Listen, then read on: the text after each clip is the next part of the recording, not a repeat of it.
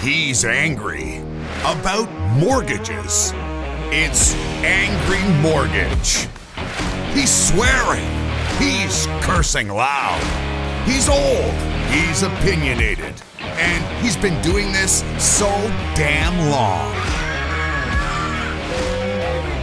This program is about mortgages, and this is mortgage advice, but the advice may not apply to your situation. Contact licensed mortgage professionals for specific recommendations before you make decisions about mortgages. You may not agree with Ron, but if you don't, he thinks you're wrong.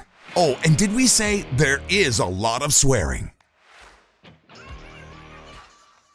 And we are back. We are back on the air. Very special guest, John Pasalis, Realosophy Realty.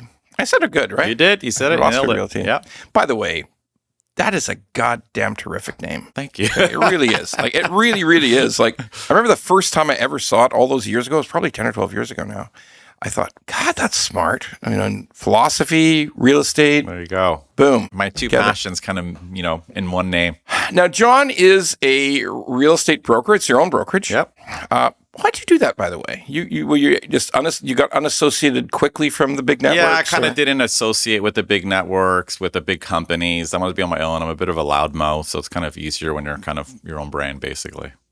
No, in all seriousness, is that true? I think to some extent, you know what I mean? Listen, I back then, like even back then when I started, I was a big supporter of allowing for sale by owner listings on the MLS, which obviously everyone. Holy mackerel! I'm like pro competition. You know what I mean? Like, wow. When they allowed that, I went on TVO and like this is it's more competitive. All the power to you guys, and obviously big companies don't really love that. So. Oh no! They hate that. Exactly. They hate that. So, well, good for you, Jesus. Yeah. I'm glad you told that part of the story because sometimes I wondered why you weren't associated, and I know some people choose not to be. Yeah. But that's a damn good reason. There you go. And I never had thought about it before. That's great. So, John is a realtor, real estate brokerage owner, and active too, very active. Like he's the kind of guy we like to talk to because he's doing it every day, along with thinking about it every day. Okay, so the great thing is, John, you're a PhD now. Yeah, I mean, basically, I like a part-time doctorate, effectively. Yeah, it's called a doctorate in business administration. Damn, yeah. So John is an active real estate brokerage owner and a legitimate academic analyst of the real estate scene and the housing scene, which is fantastic. It would be like Mike Moffat got his real estate license. I actually went out there and found out what the fuck's really going on. Okay? Yeah, Mike, you know what's going on, Mike. I'm not mad at you. I love you, but like it would be interesting. It would be really interesting. So, John has produced a terrific report, which I'm going to turn him loose on in a second. And the reason I think it's legitimately terrific is it explores a big theme in real estate that has essentially been ignored. I think it's fair to say that. I think for the most part. Or very underplayed. 100%. Okay? We just ramble on about supply endlessly in the Ontario housing crisis. It's all government talks about. Yeah. We don't talk about anything else. Exactly. We ramble on about supply and lack of supply being effectively the solution, both the lack of supply being the reason for the housing crisis and the solution. Or more supply being the solution. But incredibly, we now have, and I say incredible because it happened quick. It only took 2 years. We have a scenario today in Southern Ontario where there is an oversupply of something in the housing market, and they're empty. There's tens of thousands of them empty across the province, so the southern half of the province, and that is the dog crate condo. The great 416 condo crash, the dog crate condo disaster. But if you want one, there's lots to buy. Just the price doesn't make any sense still. Yep. And nobody likes them. All right. So the beauty of that supply argument is that it's wrong. I mean, it's not entirely wrong. There's elements of it that are true. But if we've got, what, John, 16,000 units just in the TREB system? Probably, that are unsold? Nobody wants them. Yeah. Okay. So if that's the truth, then we have to rethink that the trouble with real estate in Canada is just supply. We have to rethink about it. And your report addresses, again, I'm being honest, I had not given it a ton of thought, but John's report is clear evidence and logical thought that the mindset, the theme, the change of housing to being an investment commodity is possibly the real reason for the kind of pricing disaster we have in Canada. So, John, I'll turn it over to you. Talk about the report and tell us how you got through the thesis and reached the conclusion. Yeah, I appreciate it. I mean, thanks for having me on, Ron. And you're one of the few people who's been very vocal about these issues as well. About, I think what we both see is a bit of an injustice to kind of this next generation, and I think that's really what made me to think about this. And again, I've been in this business for a long time. When I started, home prices were, 5 times the household income in Toronto. Now they're 10 times the household income. And, and like you said, I mean, for years we kept hearing the same story. It's just, we're not building enough homes. It's just a supply problem. And listen, of course we have the supply problem. When population goes to 1.2 million people per year, when it's normally 350,000, you have a supply problem, 100%. But, that narrative, I think, never made entirely, like it wasn't the full picture. You know what I mean? And there's never one cause. I mean, I've always seen this rapid increase in investors buying homes, and a lot of academics wanted to say, it's not a problem, don't worry about that. We just need to build more housing. And and I think we can really understand why there's a disconnect here if we think about, and a lot of politicians do this and a lot of economists do this, where they say, well, we had a housing shortage in the 1940s. We can just kind of do what we did back then and build more houses and get out of this crisis, right? In the 1940s, we did have a massive shortage. I think it was like 750,000 homes. And as a ratio of our stock is actually very similar to today. Yeah, it was a bad ratio. It was terrible. Massive housing shortage. Zoning was very restrictive. You could only build detached homes. You couldn't build multiplexes and all of these things. But there's one massive difference. Prices didn't skyrocket, right? That's true. Okay. And everyone talks about the laws of supply and demand. And of course, prices are skyrocketing because of housing scarcity. But they did not surge in the 1940s, and they did not surge in the 1950s. That's right. And the big difference is that housing prices is not just a function of who needs homes and the number of homes available. It is also driven by access to credit and access to capital. And credit, of course, is debt and how we are financing housing, and capital is who's buying it and where's the money coming from. And in the 40s, 50s, and 60s, they did make credit more available, but it was available to households. So even when people were buying homes more aggressively, prices weren't skyrocketing because we lived in an era where home prices were actually constrained by household income and household savings, right? And all of that started to fall apart, I'd say, in the 2000s. And again, a lot of this it kind of started gradually. It wasn't just one event, but gradually Canadians started using their homes, not just as a retirement vehicle, thinking, well, I can actually use this equity and I can start buying more houses and make a little bit more money. And when you have way more easy access to debt to do that, that starts distorting the market. On top of that, we have capital coming in from different sources. Again, when we think about capital, we think about the down payment, how are people buying homes. In the 40s and 50s, it was household savings, after-tax savings. Exclusively. Yep. Today, it's coming from debt, from HELOCs. Today, it's coming from, we've talked about this a while ago. Foreign capital is flowing into Toronto and Vancouver. Everyone's like, it's not a problem. Let's not worry about that. Stop being racist. But it distorts markets. I got so much to stop being a racist. Yeah, 100%. Yeah. So the idea is what has happened over the past 20 years is houses have effectively become a store of capital. An investment vehicle. A traded commodity? Okay. And especially in an era of very low interest rates, right? We had very low interest rates for most of the past 20 years, and people are looking for alternative investments. And housing is a very good one because when you look at the leverage and the growth in house prices, it outperforms most other investments. And what has happened in Canada is our home ownership rates declining because more homes are being purchased as investments, basically, from people who have money and corporations, and fewer homes are being bought by families, right? And this is how you can have this weird world where home prices are 10 times the household income.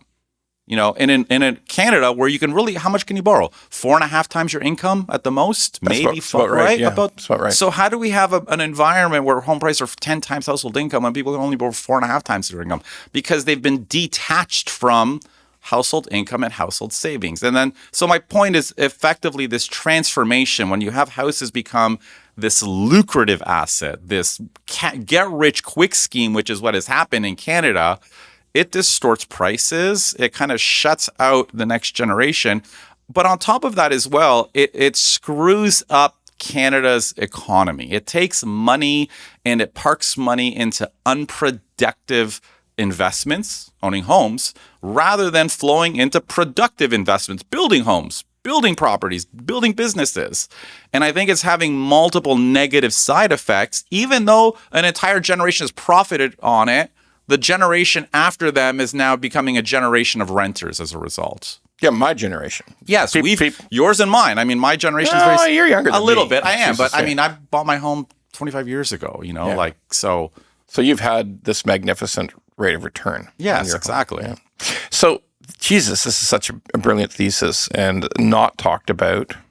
And sometimes I don't think things are a conspiracy. I think they're just not fully thought out.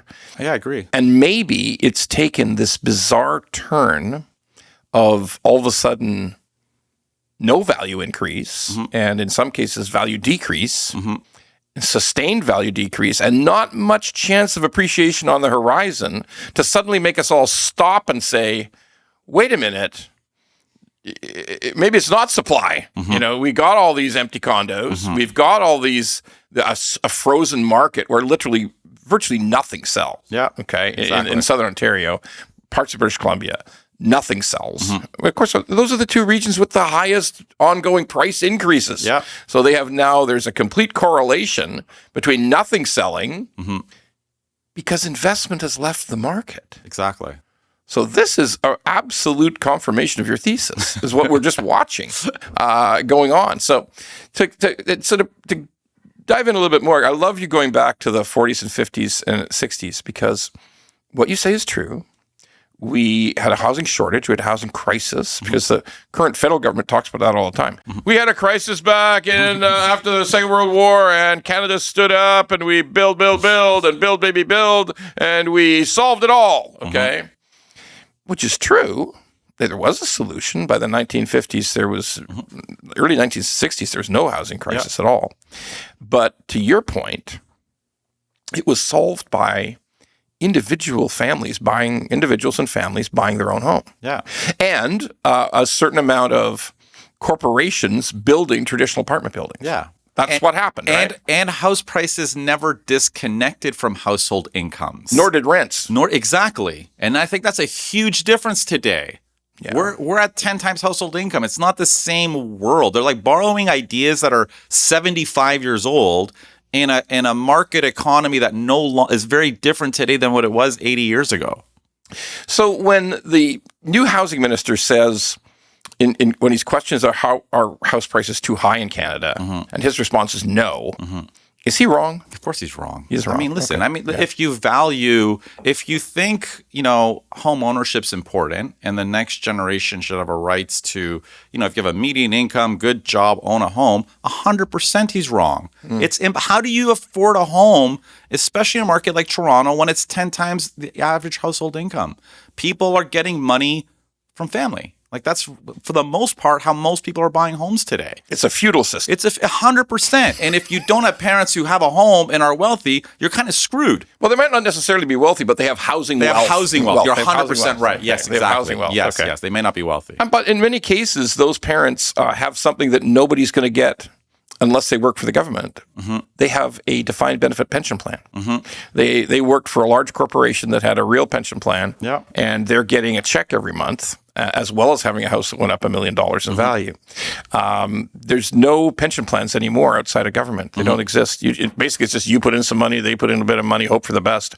In the old days, there was a defined benefit pension plan that said, we're going to pay you 70% of your leaving income till you die. Okay. Which turned out to be a fantastic deal because mortality levels increased dramatically, and actuaries that thought they were going to have to pay till people were in their 75 are now paying till they're 85. Okay, so it's turned into a great deal for the boomers. Everything, it's funny about the guy said last night. John and I were out last night with a group of people, and one guy said, well, demographics is all there is.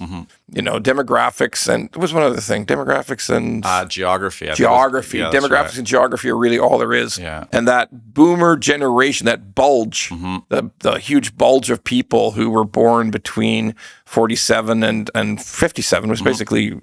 me. Yeah. Okay.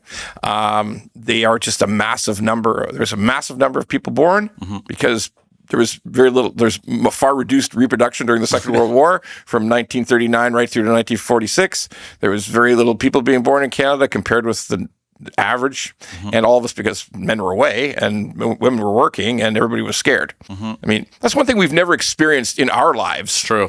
Is the idea that these Nazis might win. Yeah. There's a chance. There was a couple of years there where it looked like they were going to win. Okay, so people weren't having kids, and the war was over. The Allies won, and this baby boom through later in Europe because they had to rebuild Europe. But this baby boom of North American children and Australian and New Zealand and now we're old. Yep. Now we're old, and this odd. Let's dig into the process of the financialization of housing. Yeah. Okay. The history of it, because I just love it so much that we built a ton of houses. We overcame a housing crisis, and for decades and decades. By the way, we can go all the way back. We can go back to the 1890s. We can go far back as you want. Yeah. Average income people, because there's always poor people. Yeah. We got to acknowledge that. There's always people who are never move forward in life for lack of education or circumstance or whatever the case may be. There's people who rented for their whole lives. Yeah. There will continue to be people who rent for their whole lives. But in 1890 and 1880, people bought houses or they built houses, okay? And they owned houses and they paid off their mortgage. There were mortgages back then, I assure you. Some of these Canadian banks are 250 years old. Yeah, so, for sure. They go back. I think the youngest is like 100. These are old established companies, these banks, and they've been giving out mortgages forever. So you could buy a house all through these decades and decades of time. Yep. And even when there was a housing shortage, to your point, in the late 1940s and 50s, it was solved by the 60s. Prices didn't soar. They didn't. They did not. No. Okay. As you said, constrained by people were buying what they could afford. Yep. And what banks were prepared to lend them. CMHC, that was the golden age of CMHC. Like there was a lot of people buying a house with 5 and 10 was 10% down back then. Yeah. But you're buying a $99,000 house, a $79,000 house. Yeah. You had to come up with $9,000, and you could buy an $89,000 house and live in it and grow your family. And it wasn't big. We think of some of the stuff in Mimico and some of the stuff in other small bungalows, many of them, too. Like 1,000 square feet. Yeah. And people were comfortable. By the way, the explosion in size didn't really happen until the 80s, right? 80s, I'd say. 80s, it was 80s, right? Happened, yeah. Explosion in the size of the house. But to get back to financialization, that there was a moment in time, and you pick it as about when? Like 2000? I'd say the 2000s. Or just 2000 around 2000. Yeah, I'd say around there. Because what happened was, like, if at least in the Toronto and Canadian area, right? Like 1990s was kind of sluggish. It was not a booming market. And really the government made HELOCs way more accessible and available in the late 90s. That's true. Banks thrived on them. 100%. 100%. And governments would insure them. Banks could bundle them and take them off their balance sheets and securitize them. Banks had an incentive to finance them. And then it was sort of in the 2000s that people just started using them gradually to accumulate real estate. And I think it really kind of started taking off more aggressively, I think, after the US financial crisis in 2005, 2006. And again, partly because of super low interest rates, right? When your savings are getting nothing, you're like, where am I going to invest my money in? But more to the point, your mortgage payment was incredibly low. It was low, which makes it super cheap to buy investment properties. That is a massive difference, right? So kind of a perfect storm. And there was increased immigration at that time. 100%. Well, a bit later, I think that started because up until 2000, under Harper, immigration was somewhat normal, like maybe 350, 400,000 people per year population growth. It started taking off under Justin. Right. Where it skyrocketed. But there's still there's some countries that there's zero immigration. 100%. Like this. There are times in the United States, there was, by the way, in those times in the United States, you're suggesting under Harper, in the United States, us under Harper at 375,000, there was no 3.7 million people coming into the United States, not legally. Okay, not legally. They have consistently had a lower threshold of legal immigration than we have, in some cases by 75%. Okay, so they never were, sure, there was times, all from about 1880 up until about the 1970s, where they did have a lot of people coming in legally, but that all ended. And then they just had people coming in illegally. Exactly. So it was still a stronger immigration world in Canada than in the U.S. And that was, by the way, that's also true for most of the English-speaking countries. Like Britain, Australia, New Zealand. There was a lot of immigration in those countries. So let's look at the perfect storm of financialization. So we had a steady growth of immigration, which almost exclusively migrated to big cities. Also fair, right? Exactly. So immigration migrating to big cities. We had, since the PQ government in Quebec, they've had a deal where they didn't have to take as many immigrants. The limitation was 50,000. Okay, so that's why Ontario, there was a time when Ontario's population was only slightly higher than Quebec's. Really? Yeah, it was only about like 800,000 higher. And then when the PQ government came in, a lot of people left Quebec, bunch of Anglophones left, and just it boomed. Like Ontario boomed. Okay. Like the last major car parts plant left Quebec about, even a car assembly plant. There was actually a car assembly plant in Quebec at one time, gone, and then all the major parts plants just migrated to Ontario. So literally all kinds of industry just came here, and it was split before. There used to be as many financial bank and insurance headquarters in Montreal as there was in Ontario. And then after the PQ came into power, they all left. Every single, and now it's just financial in Toronto. So a little bit of that, but steady immigration, and then after 2008, this more than a decade extremely low mortgage rate scenario, combined with the savers didn't have too many good places to go.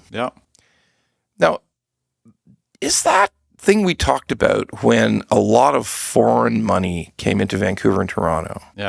Could that have been sort of a match that started this conflagration?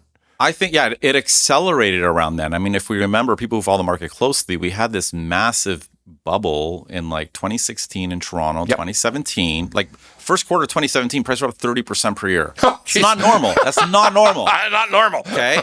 And I'll never forget, I was obviously writing about the market. Every freaking economist like, it's zoning. We just got to unleash supply. This is why the market's booming. And in my head, I'm like, are you people crazy? Like every other person that's coming to my office is not a homeowner. They're an investor. And they don't want to buy condos. They want to buy homes in the suburbs. And when I do the math for them and I tell them, this is what you can rent it for, this is what you can buy for, you're going to be down $1,800 a month in rent, like in cash flow, because the rent's not going to cover your costs. Everyone's answer was the same. It was, who cares? It's going to be worth $80,000 to $100,000 more next year, right? And I think this is the mindset that I'm talking about. People don't care about cash flow. They want to buy as an investment. And I do think part of that boom in Toronto was fueled by Vancouver put in a foreign buyer tax. They did. Right? And I think a lot of that capital did flow, and it wasn't exclusively because a lot of it was Toronto buyers, but part of that flowed to Toronto, and we had prices hitting 30% per year. And then eventually, the second we put in a tax, the prices collapsed 20%. That's got to tell you something, right? Like, there was foreign capital coming into the country. For sure. Simple as that. Yeah. So, and as John quite accurately describes, you were at risk if you talked about it. Oh, 100% back then, yeah. And it's really important for the audience to understand that the price of houses is set at the margins. That's something, I know that's a phrase we use sometimes, and sometimes the listeners and viewers are thinking, what the fuck is he talking about? It's what was the last sale. The last purchase price creates the market value for the neighborhood. 100%. Yeah, it does. And what that means is if someone is coming to look at a semi in Vaughan or a semi in Rexdale or a semi in, I don't know, by York University. Okay. Is it still York University? Change the name? York's still there. York's still there. Okay. So if you want to buying a semi in those sort of farther flung parts of the 416 905, and it's somebody who is coming to you with saying, I don't know if I need a mortgage, or I don't, I can put 50% down, and it's a person whose spouse doesn't even live here. They're a permanent resident, but their spouse doesn't even live here. The spouse lives in another country, probably China. Okay. So I only need this much mortgage. Can we get it done somehow? And I've got this huge down payment, and I just want to buy this semi. But they already had a house they lived in. Is that accurate? That's pretty accurate? Yeah, 100%. Okay. And they said, and to your point, you explained to them, the math doesn't work. Yeah. I mean, you will lose money on this property. And their reaction is, let's buy it anyway. That sum it up? Exactly. Okay, so that creates the marginal sale. That is somebody who's willing to overpay for the semi in the distant parts of 416, which creates a new value in the marketplace, which now the entire neighborhood can say, well, I think I can get a HELOC, a home equity line of credit, for a lot more because this is the new value in my marketplace. Exactly. Okay, so maybe I can buy something. It's true. I could buy a rental. Yeah. So this is fundamental, and I'm fully prepared to admit that's something I hadn't thought about correctly until I read John's report. This is so important. Like, we always knew investors distorted markets. You and I have talked about it in the past, but you've kind of quantified the timeline of how distorted it got and how many investors there were. Like, at some point in 2021, wasn't 75% of the market investors buying? In pre-construction condos, yes. Not in like the resale market. But the resale market, I mean, again, people don't realize how significant it is. Like, in the past 10 years, the share of homes bought by end users and families is declining, and the share bought by investors is actually increasing. And this is like resale existing homes. So I think investors have gone from 20% to 30% in Canada nationally. And obviously in some markets, they're higher than others. Well, like Toronto and Vancouver. 100%. Yes, exactly. So we might be looking at 40% in those areas. Okay.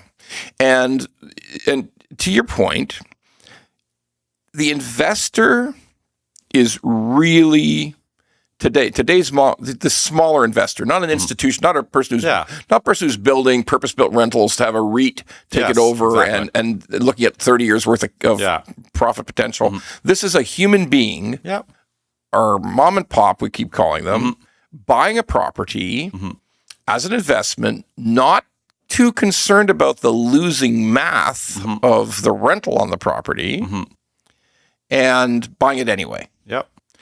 And the reaction and the thought process is always the same. Capital appreciation. Exactly. The money you put in, leveraged by the mortgage, it's going to grow. It's going to grow significantly. Like your point, 30%. And what was a quarter? It was year over year. Year over year. 1 year, 30%. Same thing happened in 21. It did. Actually, Not as much as in Central 416, but in 905. For absolutely. Sure. 100%. Yeah. 30% jump in 1 year. That's unbelievable. So there's been a couple of incidents of 30% rises in a single year. And that would make any investor salivate, right? I mean, because it's leveraged. Like you only put in 20%. Exactly.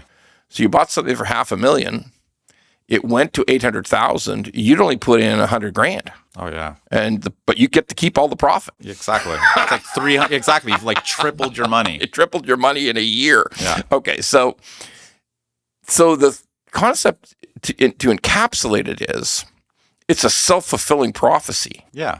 You're buying you're an investor, and a whole squad of investors buying tons of houses, tons of apartments, tons of condos, and you're getting the appreciation. So it's good, right? I mean, let's do some more. Mm-hmm. So does that sort of bring us to the present day? Well, exactly. I was going to say it's self-fulfilling until it breaks. Right? It's self-fulfilling until it's not. Exactly. Until you add in higher interest rates. And I think when people don't get when I write about this stuff, I mean, I see a lot of people on Twitter, I'm active on X, and they think I'm blaming investors for. I'm not blaming anybody. It's like irrational to blame an investor for investing. They want to make money. Right. Like it's insane. So that's not the problem. I mean, I think the problem is we've built a system in Canada where that's the easiest way to get rich. And we kind of support that in Canada. Governments think that's the solution. And yes, it was all fine until it wasn't. Exactly. Yeah. And we've overbuilt, like you said, these micro condos because that's all investors wanted. So we've kind of oversupplied this one type of housing because it was fueled by speculation. And we're not having any family homes. Like we're not building any because haven't built any. We're not. Exactly. So let's go to the condo story because it's a constant theme of mine because I find it so fascinating. And I also am starting to view it as slightly dangerous to the whole financial well-being of Canada. Yeah. Okay. I mean, and people look, come on, Ron, bullshit. It's just individuals are going to get taken out. Yeah, but if enough individuals are taken out and enough developers are stuck with too much over inventory, they thought it was sold, and it turned out it wasn't sold. People said, "No, I'm not going to close." You know, there was a friend of ours sent us a great graph the other day. It's not even inside information; it's public record that there's something called miscellaneous development inventory that the Bank of Canada tracks, and this is loans on miscellaneous inventory. In other words, it's not a commercial loan on a building that's just a normal loan or normal mortgage. It's not a development mortgage to a developer and it gets paid off when it's finished.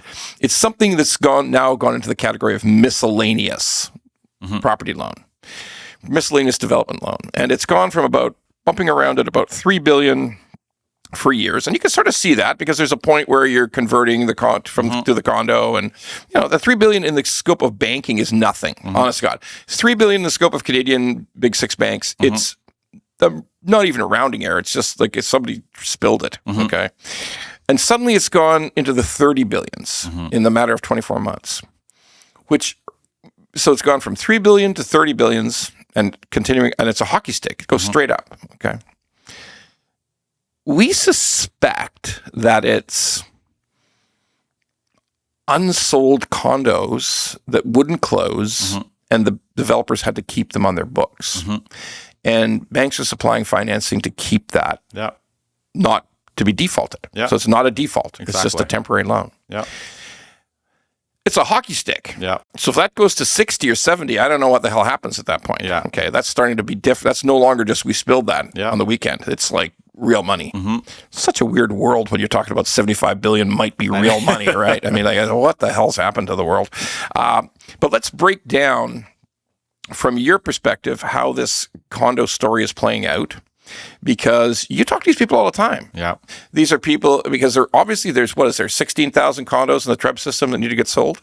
Something like that. I can't remember. It's a big number. It's a big number, It's like record high. And people are coming to you to say, I think I should sell my condo. And you told me they're in about 3 categories. So just describe the categories to me. So, I mean, category 1 is someone who bought, I'd say at the peak, they paid peak prices, their condo's too small, they need to move out, they need more space, but their unit's down $100,000.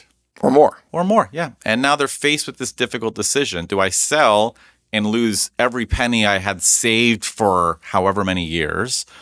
Or do I move out of it, rent something that's bigger, and then rent my current condo? But if they rent their current condo, they're going to have like a negative shortfall of say $1,500, maybe even as high as $2,000, because the rent will not cover all the costs. Right.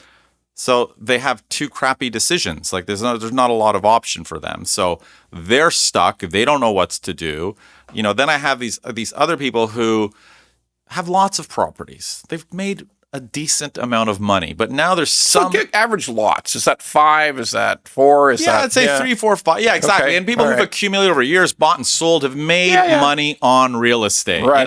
And now they're a bit over leveraged, and selling this one condo, say, might lose them $50,000, right? And rather than just saying, okay, I'm going to cut my losses. I've done well on 5 of my investments. Sure. I lost 50 on one. Let's move on. Many of them are thinking, I'm just going to rent it as well.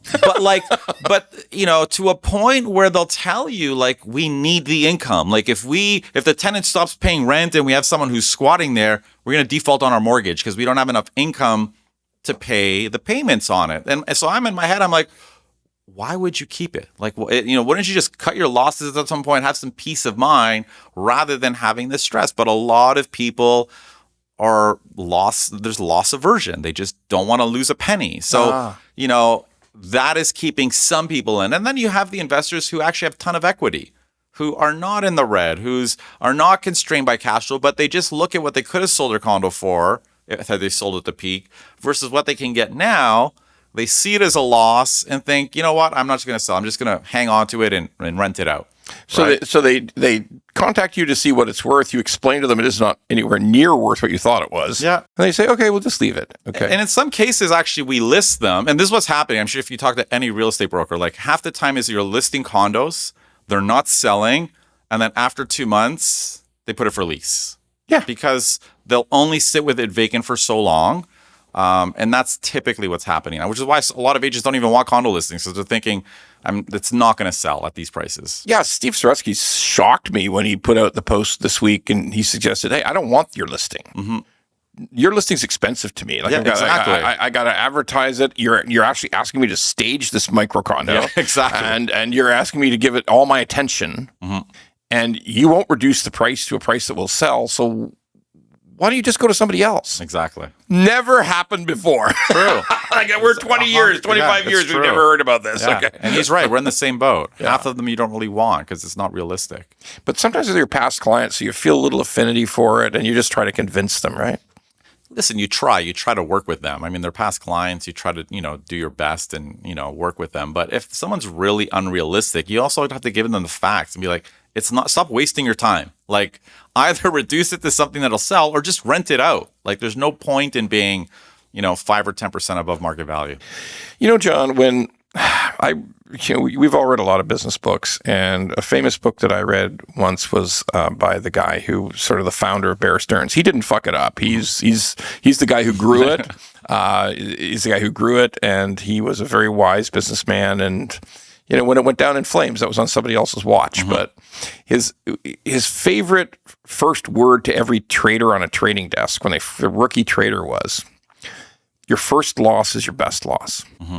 So when you're in a losing position and you don't see an immediate upside, just sell. Mm-hmm. But we're losing. Yeah. We will lose more. Mm-hmm. We will lose more on holding the stock. Yeah. That's true. So I tell that to people. I get a certain amount of calls, not nearly as many as you. I'm not in the real estate business, I'm in the mortgage business, but people call me for advice, and they say they describe exactly one of the scenarios you just described. Mm-hmm. Like, I could rent it, but Jesus, if I get in trouble with the client, my life I'm in hell. Okay, mm-hmm.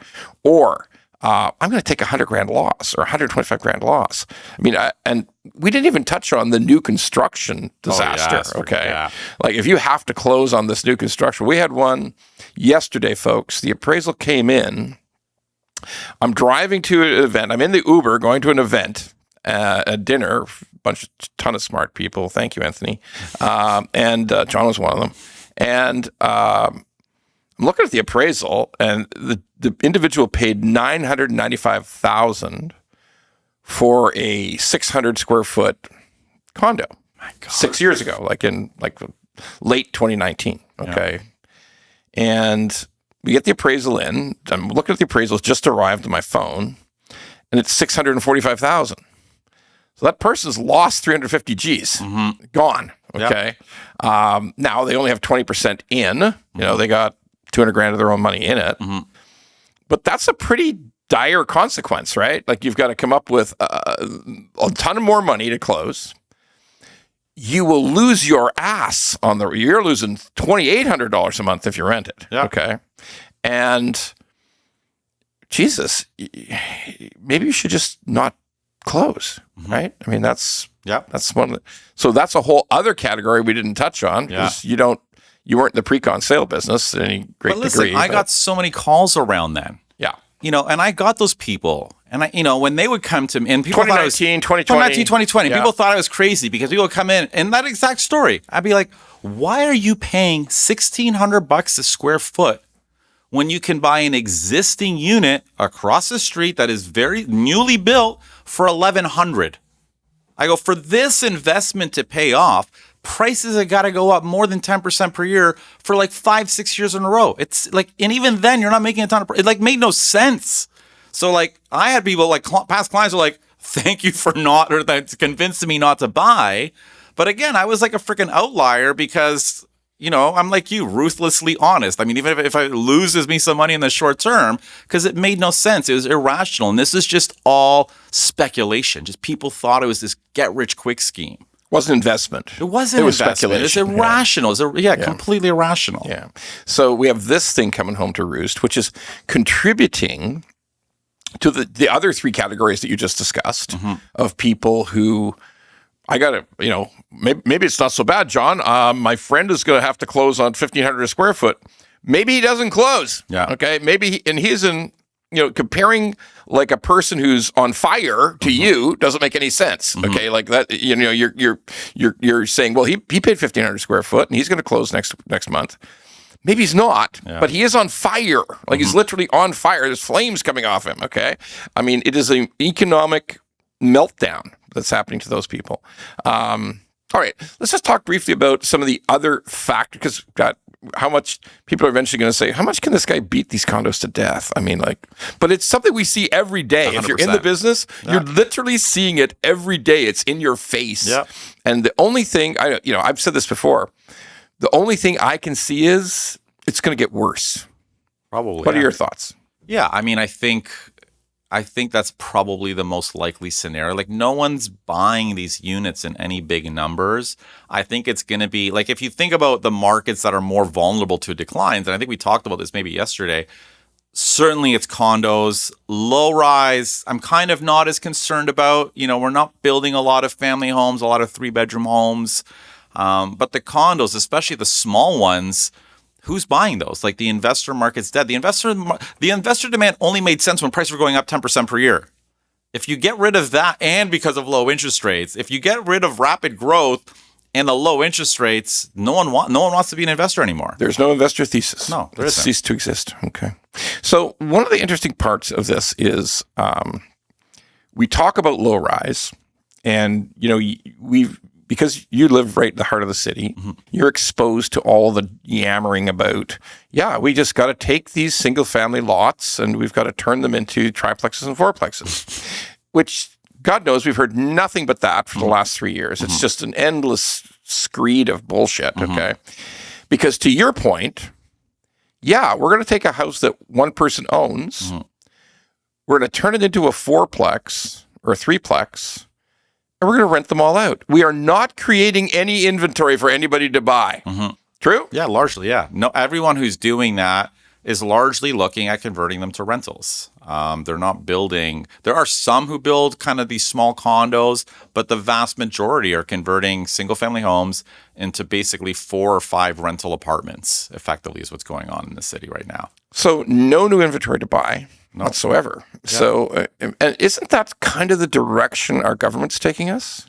It is, yeah. The federal 100%. Federal government, listen, I mean, what are they prioritizing? They're prioritizing rental housing above all else, so giving massive incentives to rental housing and building a lot of government-backed non-market housing, which is, if you think of it as social housing, which is good because, fine, we don't have a lot of that, but there's no plan to help this next generation own a home. None. Okay, I mean, I take it back. They introduced a tax break, the GST, cutting the GST on new homes. And the one positive thing is they limited that to first-time buyers, which I think is a decent idea. I mean, I think a lot of the building industry wants it to everybody because they want the speculative party to continue. I think it's good that it's first-time buyers because it gives them an edge over some investor who's buying up. Even in the suburbs, investors were buying detached homes. So exactly. Even in the suburbs, 100%, investors were buying detached homes either to flip or to turn into some kind of student housing nightmare with 2 people in every room and the basement with 8. So we saw that. We all saw that. That happened after the catastrophic temporary foreign student visa incredible disaster overseen by the former federal government. Okay, so that's important, and I agree with you. Every reduction in tax is good. I'm 100% in on a reduction of tax, and we got to make it a human buyer story. I think not an investor story. Yeah. I'm going to live in this house and raise a family story. That's got to be our whole emphasis from here out. Okay, so finally, it's sort of you have an interesting take on, and I hadn't thought about it, and the more you talked about it, it made sense that during the run-up of prices, cities massively increased development fees. Like, if you go back to the really starting point of the increases in Toronto to today, it's 1,000%. Yes, it's mind-boggling number. But your point is, well, wait a minute. If it was all investor-driven anyway, and the developers were, would the developers have reduced the price during the run-up, during that wild run-up we experienced? Would they have reduced the price if development fees were cut? And suddenly in my mind, the bell went off and said, probably not. Yeah. And then to your point, probably not. Yeah, right? They do. I mean, again, I think this is... I think it's a nuanced argument because people hear about taxes on homes and we think about it, well, it's like you're discouraging it. Like it's like taxing cigarettes.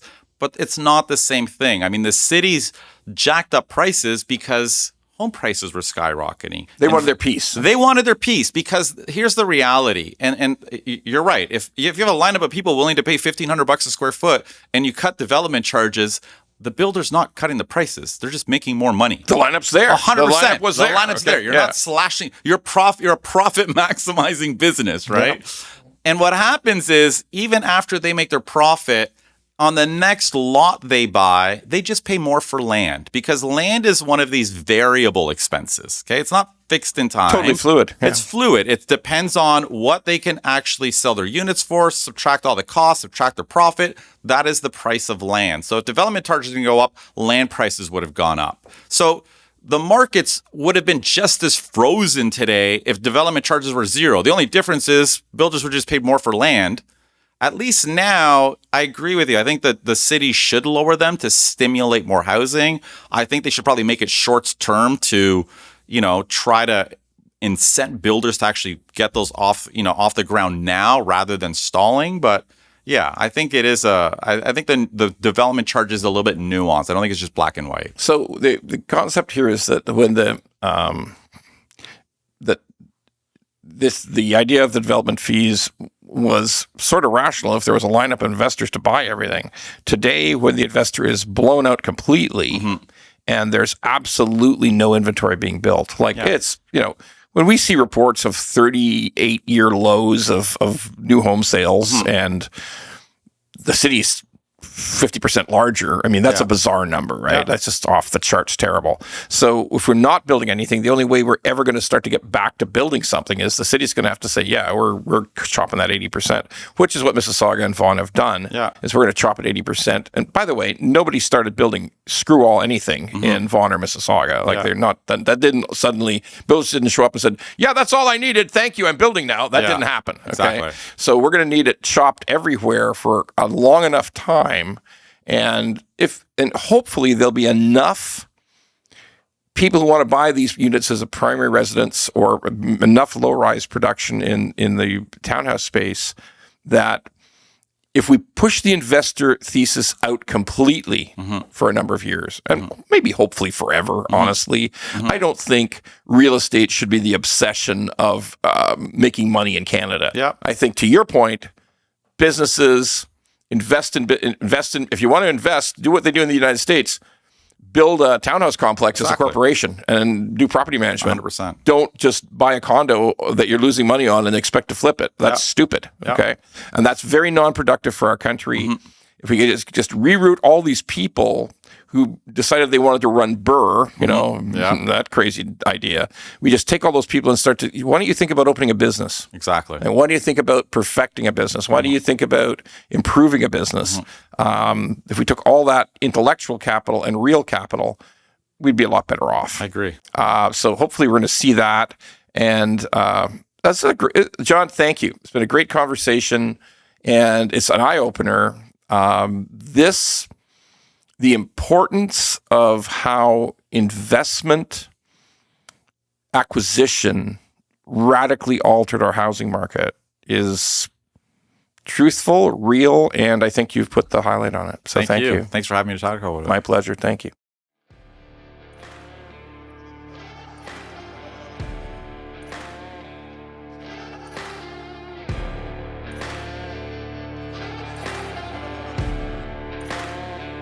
If you like the pod, well, don't just sit there. Go to YouTube, Apple, Spotify, and all the other ones and like the pod.